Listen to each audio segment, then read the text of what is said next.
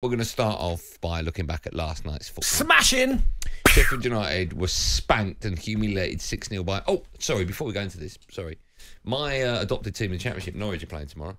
Looks like I've got a Norwich shirt on the way. You might send it back. I'm telling you now, you're not wearing it in there. I am going to be wearing that. I promise you. Why? No. I will get my permanent pen out and I'll scribble You'll over get what out? My permanent pen out and I'll scribble over it. Why would you do that? Because I'm going to do that. Well, you can wear it. You can wear stuff in here. I don't have a problem with that. If I wore a Liverpool shirt, I'd expect you to do that. No. If you want to do that, freedom of speech. Don't wear that in there. Yeah. Go on the Canaries.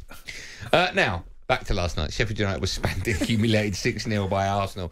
Last night in the Premier League, it was live and exclusive on talkSPORT. The Blades boss, Chris Wilder, spoke to talkSPORT after the game and said his side could not live with the informed Gunners. We just made it easy for Arsenal. We should have been 2-0 down after the first 5 minutes as well. So their ability at the top of the pitch is excellent, and we just couldn't handle that. We just couldn't handle them around their jar box, and as soon as the early goals go in, it's sort of a bit of deja vu. So you feel that the players lose that belief and lose that confidence, and obviously from the opposition point of view, but they just grow and then obviously it becomes a hell of a difficult night for us. It was a very difficult night. It could have got a lot worse. Okay, lots of questions I have for you. Firstly, do you think you could get 10? I was hoping for 10, and that's the problem. I was hoping for 10. A little bit disrespectful, but you know what I would have done? Half time. I think it is disrespectful. Was it 4 at half time or 5? I think it was 5 at half time. No. It was 5. Was it? Yeah, only 5. It was 5 at half time. Oh, right, okay. I would have taken all the big hitters off at half time. All of them. That's a very good point, actually. Absolutely every single one of them. Perry said he would have did it after 20 minutes. Well, 24, yeah, I see what you mean. Yeah, because the game is done. But very good point. The way they came out the blocks, right? Arsenal were fantastic. I'm not going to obviously get carried away. Sheffield United, the bottom of the table for a reason. But the way they just put them to the sword, and honestly, at one point, when it was 5 at half time, I'm thinking, oh my goodness, what is this going to end up? But fair play to them, they came at the block sharp. But I knew something was on the horizon when they hit the bar. Then they got cleared off the line after about 3 minutes, and I thought, oh, I know what's happening there. It is Sheffield United, though. Newcastle scored 8. They've conceded 5 against quite a few teams. Why think at the start of this, as I just said, I'm not getting carried away. Well, you are getting carried away. I knew something was afoot when we hit the bar. I knew it might be a battering. Because them type of games could be a bit funny then, but fair play to Arsenal, did what they needed. Kai Havertz, 65 million. I'd have paid 70 for him. Okay, let's start with Sheffield United before we talk about Arsenal. They are that word you bleeped there. Are they amongst other teams? And I'm talking about Burnley. I'm talking maybe about Luton that are still fighting for their lives. Is there now such a gulf between newly established Premier League sides and the rest? And I say newly established because if you've got like a Leicester coming back up, a lot of their squad is old Premier League, so they're used to it, etc. But the gulf now, is this what we're going to have to get used to, do you think? I don't know about that because I was having a look earlier, and when you look at the last 3 years, teams coming out of the Championship, where they're finished. So you've had like 22-23 season. You had, we'll go back before that. The 2021 season, Leeds come up and finished 9th.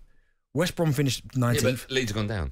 Yeah, but but their first season they finished 9th. No, I know. But what I'm saying is these 3 teams to maintain it. Got nowhere near it. Yeah. West Brom 19th, Fulham 18th. The next year, Norwich 20th. They were your boys. Always do that. Cool, Norwich. Watford 19th, and then Brentford finished 13th, and they've managed to sustain it. Yeah. Then just about, by the way, Brentford. And then we had Fulham finish 10th, Forest 16th, and Bournemouth 15th. So. Okay, so why are we seeing such a big drop? All of those managed to... But Sheffield United and Burnley are appalling.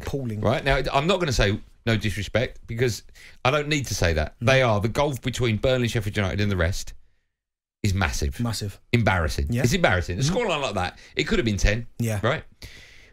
Do you think that's just the shape of things to come? Do you think that because there's so much money now and financial fair play is heavily involved with the amount of money that comes into a club with regards to how much money you can spend? Well, the examples I gave you there, teams can do it. Like, as I've said there, you look at all 3 teams, Fulham, Forest and Bournemouth, they've managed to sustain it, right? And that's why we've had this conversation about financial fair play. Like, it's almost like, I don't want to say it's scrapped, but I think they need to kind of have a rethink about it because the last thing we want to see is any clubs going under, which is the bottom line, which is why they've put this in place, right? But if an owner comes in who's got gazillions, like Newcastle, right? And he can say... So Newcastle have got about... So just to put it in context, Abramovich had a wealth of about $9.5 billion. Yeah. The owners of Newcastle have a combined wealth, roughly, of about $700 billion. Right. That's how ridiculous it is. If they can write a cheque to the Premier League, and which states that if they left the club at the end of this season, for the next 4 years, here's a pot of money that will keep the club afloat for the next 4 years. I've got no problem with that. Let them go and do what they want. Obviously, again, I know it doesn't help the lesser clubs, but if an owner comes in to buy a lesser club, then the gulf between the Newcastles and the Sheffield United gets even bigger. Okay, but at the minute, it's nothing. Newcastle have got a whole bunch of money that they can't do anything with. Yeah, but then Burnley, Sheffield United, and Luton, Forest. But if these guys come in and have got big money and they write a cheque next 4 years, can't do anything with it, that they can't, the club will not go under, then there's a conversation to be had. But I'm not saying get rid of it totally, but they've got to have a little rethink, surely. We'll take calls on that question. Right? Yeah. Is the gulf become a little bit too big? 03717 22 344. Let's talk about your side, okay? You've still got to go, this is Arsenal, to City. You've got to go Old Trafford, you've got to go Spurs, you've got Chelsea. Why have you put Old Trafford in there? Come on, right? I'm going to be your friend. If you want me to be your friend, I'll be your friend. I don't need to be my friend. Right, I hope we stuff you now. But it's not going to happen, is it? But you know I want you to win the league. This is the most difficult speech I will ever have to make. Go on, right? And it will keep getting worse towards the end of the season where I'm going, hope you win, hope you win, hope you win. Keep going. And I see your little face being happier and happier. And it's I'm horrible. I'm always happy. It's horrible, Bentley. I can't win. I'm always happy. It's either you, it's either Liverpool, or it's either Man City. Literally the worst of, honestly. Anyway, we've got to go where? So you've got to go City, you've got to go Old Trafford, United. You've got to go Spurs, you've got to entertain Chelsea. So you've got big games still in the running. I think we've got Brighton away as well. Okay, you have got Brighton at the MX. You have, in your last 7 games, have a combined score of 31-4, as in 31 goals for you, 3 against. Yep. That is a Premier League record. That is the best run of 7 games. Irrelevant of where the 7 are, all back-to-back. That's the best run. Yeah. But, and it's a but, right? Those games are against Sheffield United, Newcastle, Burnley, West Ham, Liverpool, Forest and Palace. So there's a few, like Liverpool obviously, and West Ham's never an easy game. So there's a few, but irrelevant of that, all that tells me is that you are, without any shadow of a doubt, the form team. Liverpool have got copious amounts of injuries. And Man City, sometimes they look like they take a little bit too long to get going and they might nick a 1-0 win, which we saw last weekend, not the Man United game, the weekend before that. I would imagine you, as an Arsenal fan, and other Arsenal fans, are so excited, not just about where you are at the moment, because you're still 3rd, but you could go top of the Premier League. Your game at the weekend is before 5:30, right? Counted that. But this time last year, you were in a similar position. Yeah. And I just wondered... But we got injuries. Yeah. One of the happiest, not happiest is the I'm trying to think how to put this, but what really pleased me last night, not the result, because the result is the result, Thomas Partey coming back. Vieira coming back. When Partey came on, his first touch, give it away, I was like, oh, no. But it's just making the squad strong. Okay. Do you know what I mean? I'm not saying that Fabio Vieira is a match winner, but it's just another body that if someone does go down, he's there. I get that. But having Thomas Partey back and giving him that amount of time to play yesterday was so important. Do you know what I mean? So what's the big difference between is it just Declan Rice? The big difference? No, injuries as well last season. Remember, Saliba went out for a large spell. Thomas Partey went out for a large spell last season. Yeah. But having Declan Rice in there, I mean, listen, he's one of those now, them players for Arsenal that you sit back and you think would always be all right because he's there. I'm not saying we'll win every game, but I think we stand more chance with having him in the middle of the park. He has been outstanding. But that's what 100 million gets you. Are you surprised at just how good he's better than I thought.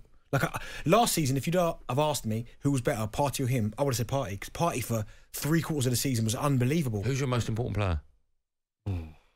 Him or Saliba? Which one? If one's got to go missing for the rest of the season. Oh, if one had to go missing for the rest... Do you know what, Deck would have to go. I'm not Saliba. No way. No way. Okay. I see what happened last season when it was off. Are you more, I don't know if you can remember, but are you more positive now about how this season could pan out compared to last season? Yeah, of course. They're in the mix. We are talking about Arsenal. Are they in a better place this time around than last time around? And if so, why? You said injuries and Declan Rice being 2 of the main... Declan Rice, Kai Havertz, another one, 70 million.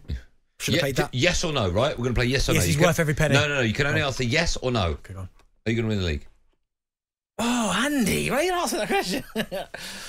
No. Now ask me about the Champions League. No, I'm not even going to ask. No. Ask me about the Champions League. No. Have you got no chance of winning? No, ask me about the Champions League. Have you got no chance of winning the Champions League? I'm going to ask you what I want. It's my game. I can ask myself. Have you got no chance? I couldn't ask myself. Would ask to win the Champions League? Have you got yes. No chance. What would you rather win? Champions League. Disgusting. Mark's an Arsenal fan. Hello, Mark.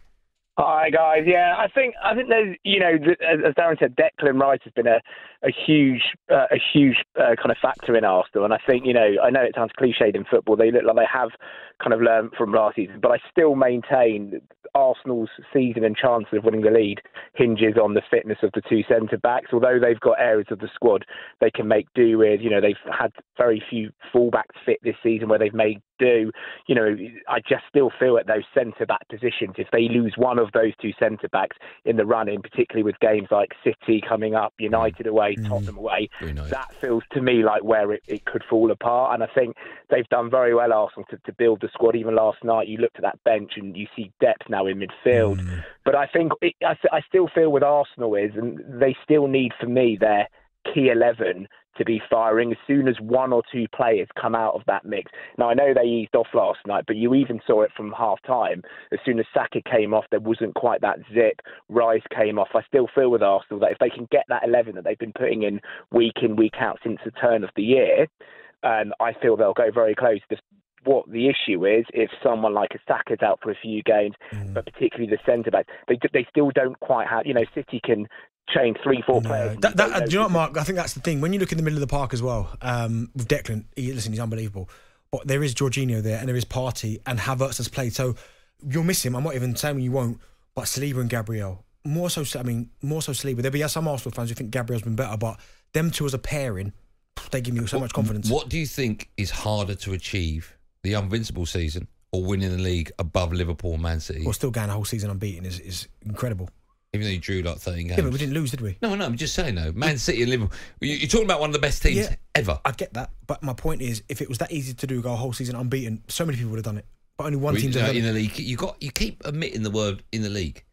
You didn't go the whole season unbeaten. In the league you did. Okay, but in the cup competitions you lost. Okay, but has anyone else done that? I don't have that information in front of me. I do. Gary's up next. Hi, Gaz. Hello, how you doing, guys? Great show, by the way. Thank you, Gary. It's very kind. How are you today? You well? Yeah, I'm all right. Yeah, just on the way home. That's nice. What have you got for us? What would you like to say? Yeah, I think Arsenal are going to do it. I honestly think I'm a Liverpool supporter, right. And I think Arsenal are going to do it. Why? Well, look at the way they're scoring. Just look. Yeah, but Sheffield United. Oh, hold a second. That made a difference. Newcastle scored 8 against them, Gary. It doesn't matter who it is. Look at the park. Everybody is scoring for fun. Their last games are just scoring for fun. Okay, give me 1, 2, 3. You're Liverpool. Give me one. One is Arsenal. Who's second? That'd be Man. I think we'll get third. I think Liverpool will get third. Sorry, Gary. Sorry, quick question. Who would you rather win it out of Arsenal and Man City?